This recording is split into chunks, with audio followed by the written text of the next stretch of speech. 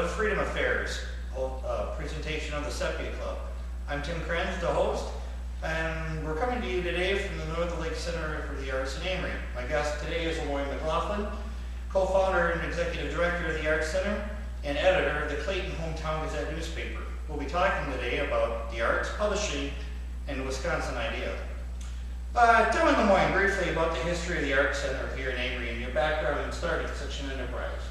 Okay, thank you, Tim. It's good to be here. In 1981, I believe it was, my wife and I decided that it was time for me to do my third career change. Previous to that, I had been involved in economic development in Wisconsin. Previous to that, I had been a school teacher in Wisconsin. And what was your degree in for a teacher? My degree was in English and history. And then I ended up with a master's degree in curriculum development, actually. And in 1981, by that time, my wife had been teaching music privately in the area for quite some time. And she was having a lot of fun with what she was doing. And I was, how would I say this? I was just immersing into a quagmire of bureaucracy, if you will. And it wasn't as much fun. And you were always an artist of sorts. Yes. I graduated from UW-Eau Claire at a time before they had a performance major. They had an education major in music, and they had a composition major. And I thought it would be crazy to major in composition. After all, who could make a living composing music? So you tried to make a living composing poetry? Well, no, I didn't. I taught. And somehow it was okay to teach English and history, but I never, well, what I would have had to have been at that time in Wisconsin was to be either a band director or a choir director. So how to get a little closer to the founding of the... Right. What happened in 1981 was that I decided that since my wife was having all this fun, that I should participate also and have some fun. And so I started teaching music privately along with her. At the time, she had built the number of her clients up to about 60 students, and that's a lot for any private music teacher. And I thought that we could add a few guitar students, add a few vocal students. She was also having problems teaching from the very beginner to the most advanced. And so I thought I could take the advanced students. She liked working with those beginners primarily anyhow. And as I said, add some guitar students and some vocal students, and we would live happily ever after. So basically, it was part of what you developed here at the School of the Arts that gave the... I guess, yeah. At the time, we called it MacLaughlin Music, and the intent was that I had a 5-year business plan to get us where we needed to be. At the time, all of our kids were in school. And we asked them to tighten their belts because we knew we were going to have this career change. And of course, they never did. They just went living their lives as young people have to live their lives ongoing. But within 6 months, we got to where we needed to be financially. And so it was really a phenomenal development. I mean, the community responded very positively. And after 1981, we were teaching, as I said, music privately. But what we found was teaching piano privately in rural areas is that students are essentially solo performers. They work by themselves. And music to us was always a partnership among the people involved. It was a communal thing. And our students weren't able to participate in any of the great strings literature because there was no violin teaching in the area or cello teaching. Sometimes our students participated in piano duets, but that was about as far as they could go. LaMoine, how is the Arts Center organized as far as a foundation? It's a nonprofit, correct? Yes. And then acquiring the building and really creating this wonderful facility. Well, that's kind of where I was going with our discussion. It is, we first of all formed the Northern Lakes Chamber Orchestra. In 1985, the nation, the world, celebrated the tricentennial of the birth of Bach, Handel, and Scarlatti. And those three composers were all born in the same year. There was kind of the confluence of energies at one point, if you will. And we had a community celebration that was very well received. We had an evening of organ music by Bach. We had an evening of choral music by Bach and Handel. Where did this take place? This took place in various churches in the community. Oh, it was a traveling. Well, kind of. It was over 3 consecutive weekends at that time. And the third one was an evening of chamber music. And all 3 of those weekends were very well supported by the local community. And we thought, hey, we should do more of this. Plus, we wanted to just keep the people together. In forming the chamber orchestra, we scoured the countryside to find people who could play violin and cello. We knew that we could go into the Ordway to hear the St. Paul Chamber perform at any time. What we wanted to do was to form something whereby local people could come together and share their musical abilities and talents. And so in 1985, we formed the Chamber Orchestra. And for about 3 or 4 years, we continued to operate out of local churches. We knew that we would be scheduled after all of their Sunday school and after all of their Bible study. And by 1989, we simply needed more space. So we came into this facility and looked at it and were thoroughly disappointed. We didn't know that they had raised the sanctuary up from when it had been a church in 1960. I mean, it had gone through a series of owners from 1960. People who worked on cars in here. People sold electrical supplies. People sold plumbing supplies. People sold antiques. And when we looked at it, it had been remodeled with new siding and new roof and new insulation. But we didn't know they'd raised the sanctuary at one end of the building. And how was all this provided for? Well, this was all just private enterprise. There was no public funding or anything like that. It was the community coming together. It was, at that time, though, primarily the chamber orchestra that came together to make all of this happen. And like I've since the first day I walked in here 10 and a half years ago, I've been just extremely awestruck by the things you have here, the things that are always coming through here, whether it's performing artists, dancers, dance troops, musicians from all over the country, and just wonderful works of art on display here all the time in all your different shows. How does this center contribute to the spiritual health of the community? Okay, well... And I can explain what I mean by spiritual okay, yeah, health. how do you do that? Well, it seems like in modern life there is so much drudgery about the day-by-day task of living, and I think that's probably been the human nature ever since, and ever since foundation has never been satisfied with where we are or what we're doing. But having an expression is really in an artistic way, really how a soul communicates their inner light, their reason for being, the share of their joy of living with other people, or their share of the dark side of their lives with the community around them, either wanting to be heard because of desperation, or wanting to be recognized because it provides a unique enlightenment to the cultural variety of the community. Yeah, I think what you're saying is that our society is consumed with a focus on materialism. Right. And creating something just for the sake of creating something is... in creating a thing. It doesn't a thing that can't be bought, sold, or reproduced doesn't have much value. But by the business world. Right. What the arts do is almost just the opposite of that. The arts appeal to the side of us that appreciates beauty, that appreciates a higher perspective, if you will.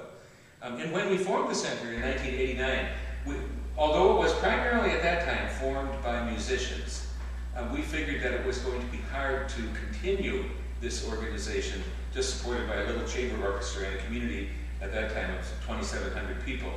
And so we had friends who were visual artists. We had friends who were involved with the community theater that had kind of disbanded locally. There were a group it wasn't really a group. There were local writers who wanted to get together and share what they were doing in progress. And then there were all of these funny kinds of lessons going on.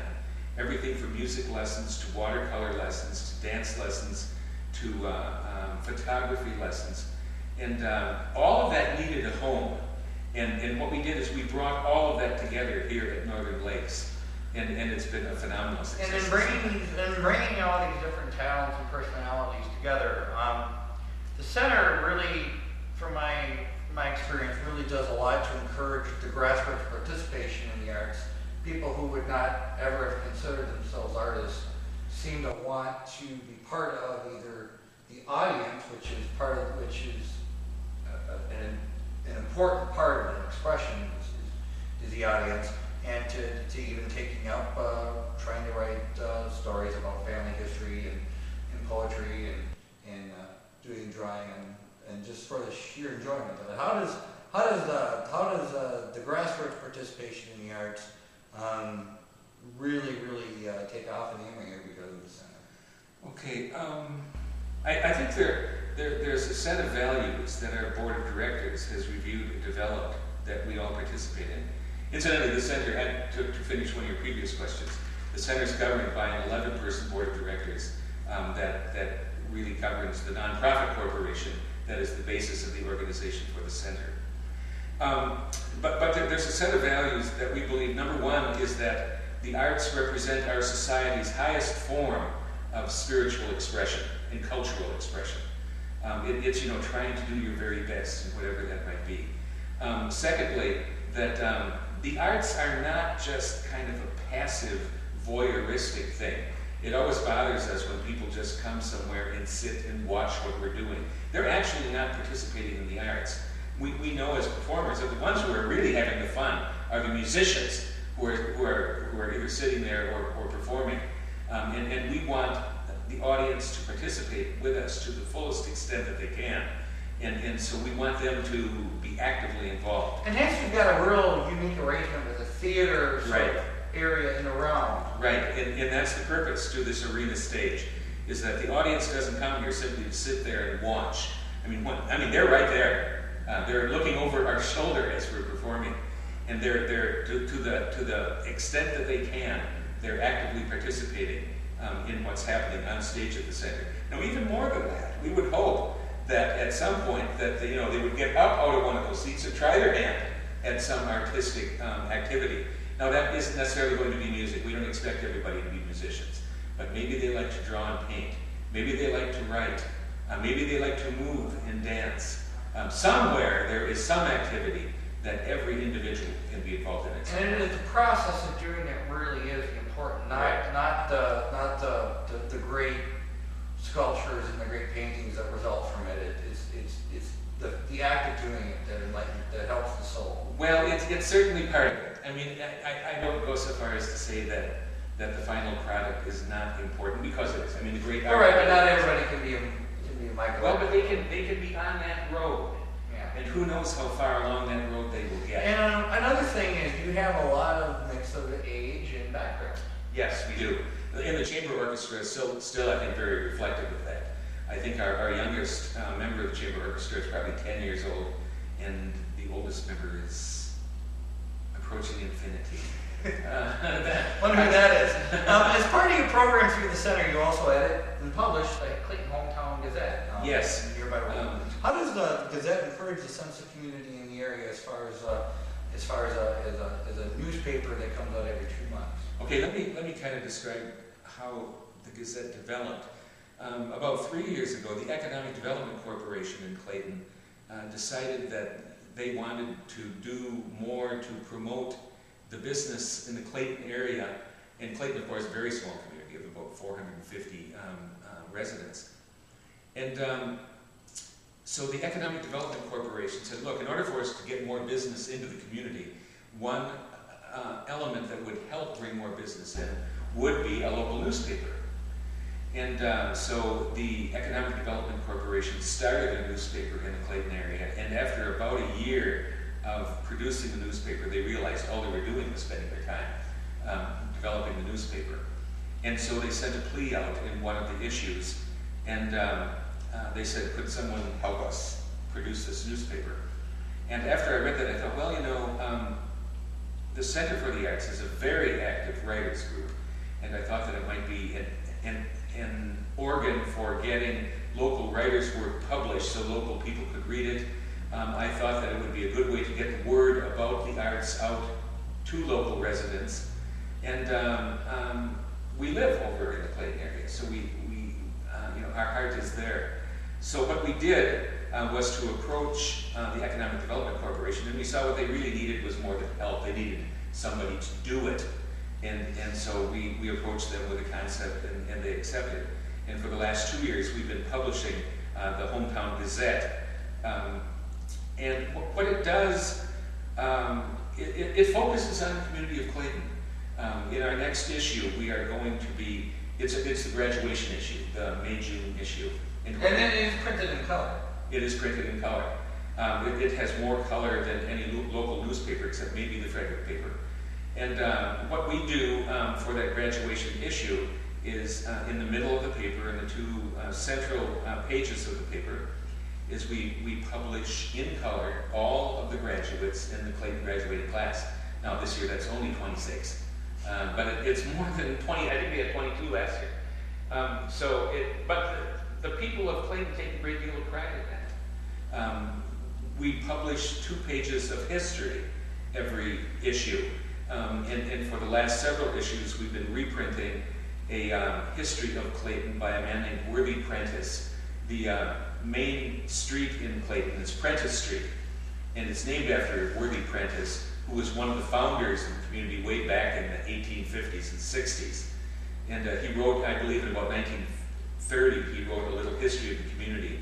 And those history pages are among the most popular pages in the paper. So really, you kind of like develop a sense of community through the instrument of the people. I think it works both ways. We at once develop it and we support it. The people of Clayton are sending us stories that are happening locally every issue, and we try to get in what we can.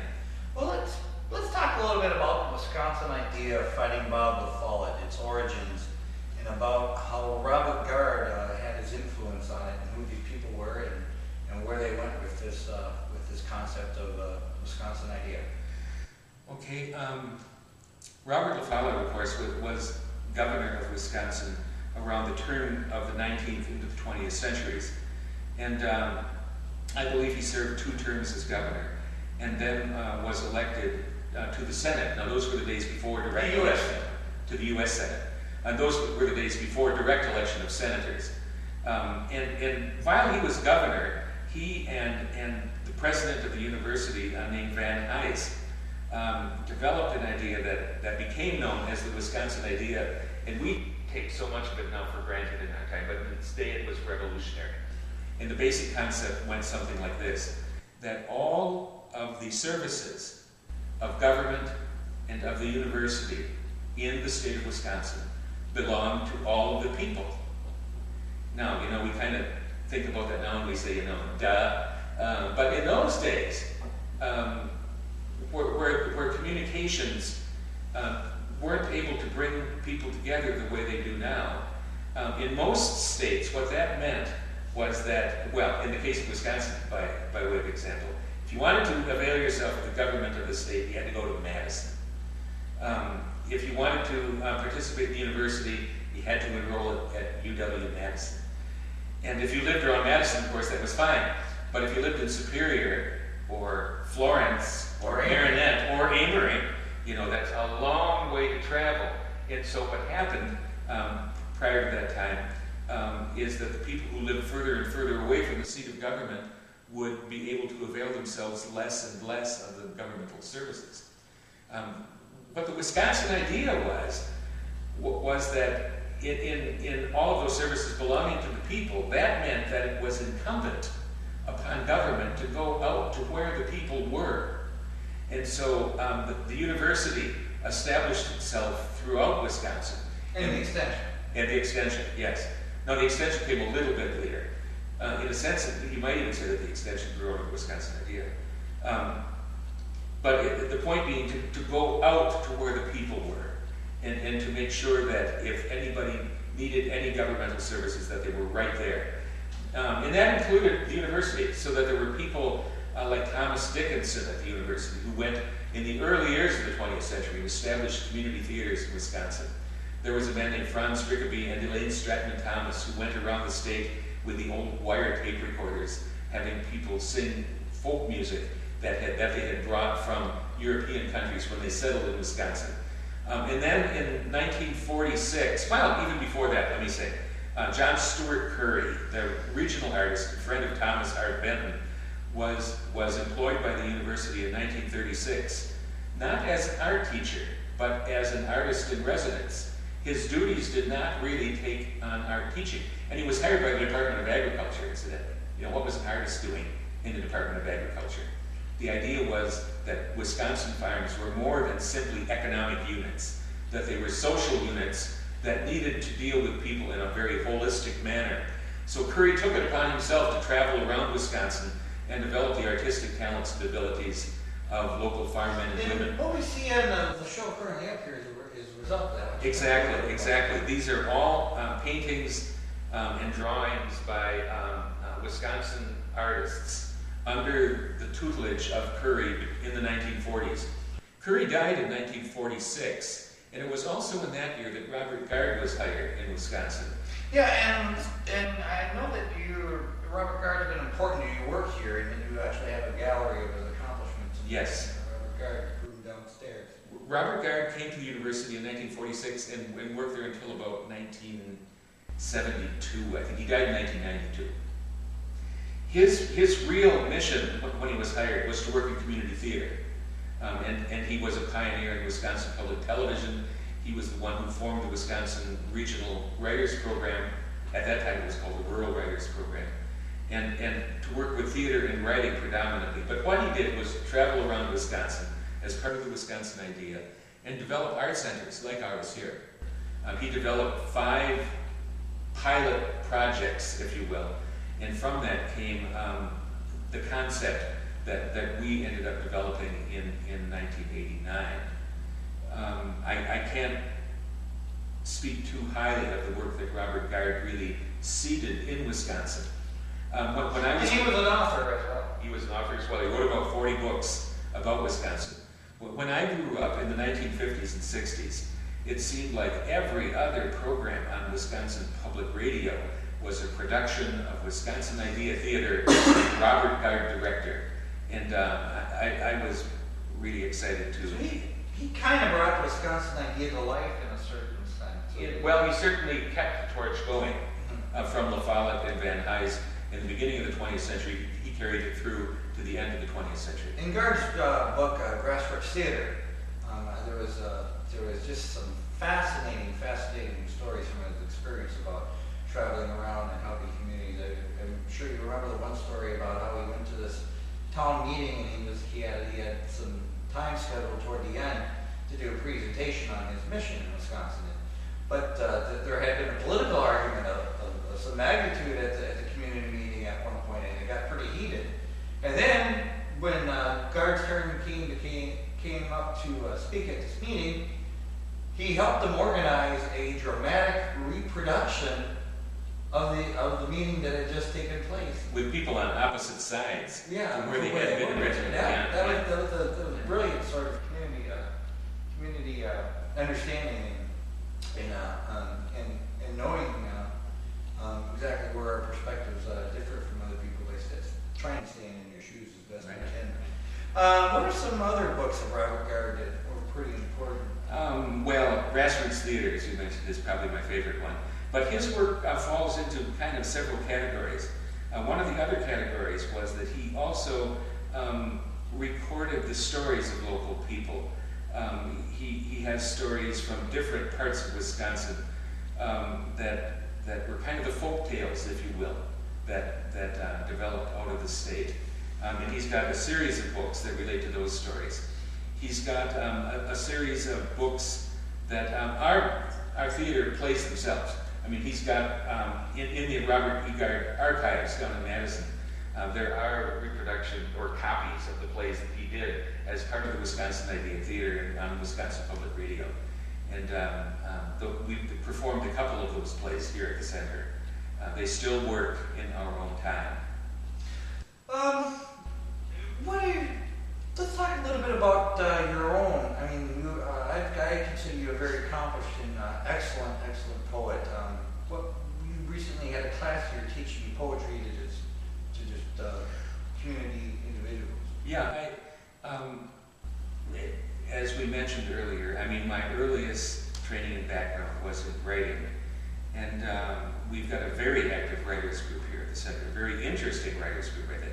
It's interesting from several perspectives. Number one, it has a whole lot more men, percentage-wise, than most writers groups have. This is maybe a pretty sexist thing to say, but most of the writers groups locally are elderly ladies. Now, I'm going to get a lot of negative feedback on that. But I think it's true. Ours has a high number of men. We also, in a lot of writers groups, I don't know if you remember the old 7-Up commercial, wet, wild, wonderful. Sometimes when local writers get together, everything is positive. And there's no real critiquing of work done. There's no real in-depth kind of analysis of the work done. What happens in our group, I think, is some pretty in-depth responses to people's work. Okay, well, LaMoine, that just about puts us out of time. I just want to mention to the audience that sometime this summer, the Cepia Club will be producing a video documentary of the Art Center, a short little infomercial for your collection and to hopefully share with other communities. It'll be an exposition of the Theater Guild, starting with Writers Guild, but eventually moving on into the Theater Guild and the Chamber Orchestra and everything. LaMoine, our association has been long and very, very beneficial to me. Thank you for joining me and being my first guest. Thank you for asking me, Tim. Okay, well, thank you very much for joining us. This was Freedom Affairs, a presentation of the Cepia Club. I'm your host, Tim Krenz. Have a nice day.